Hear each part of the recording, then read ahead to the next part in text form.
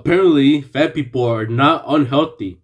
Actually, she says that overweight people are some of the healthiest group of people out there. Person says, I don't want to be fat because I have been before and it was uncomfortable. I am also so much healthier now, so why would I ruin that?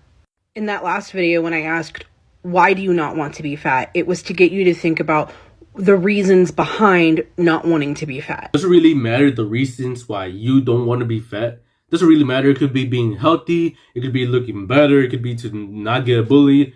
Doesn't really matter when the outcome is the same. You just end up much happier, much healthier, and so much better. I'm not suggesting that everybody try to become fat because fat is better somehow. But one of the main things about fat phobia is that we assume fat people are unhealthy because of their fat.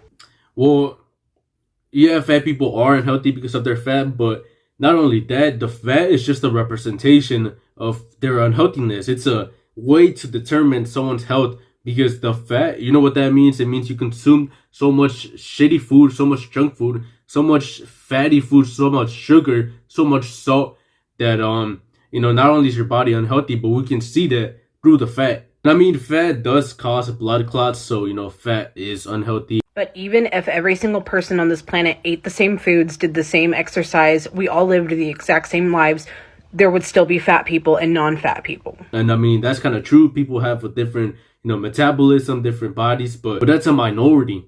A minority of people would still be a little bit chubby. Let me tell you something. There would be almost no one that'd be obese.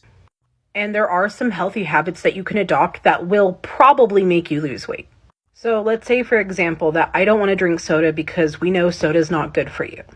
If I am previously a soda drinker and I give up drinking soda, there is a good chance that I will lose weight from that.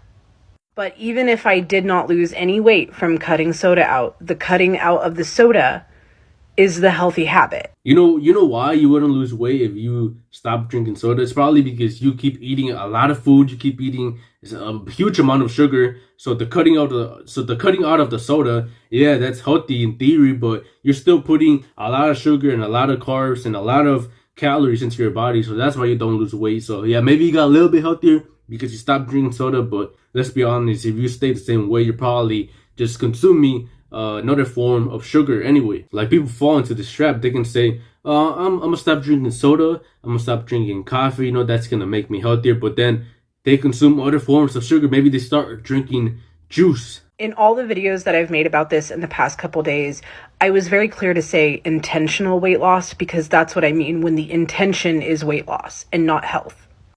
But because of fat phobia, we conflate them to be one and the same thing, that being fat is bad health. Being thin is good health. And statistically, if you're going based on the mortality rate, people who are slightly overweight are actually the healthiest group. Bro, I know this is not true. I know you're probably making it up. I don't know where she got this information from. It does depend, because I weigh right now like 174. If I put in my height and my weight on the BMI scale, it would tell me that I'm overweight. I'm overweight because I'm a short guy. So according to the BMI, I'm overweight, but it doesn't take into consideration other factors like the fact that I am bulking, the fact that I work out, and the fact that most of my weight is muscle. So in that case, I would be a healthy overweight person, but that's because I work out and I eat good. So maybe it's not really about your weight, but it's more about your fat. Most of our research about fat and its effects on the body are not done well either.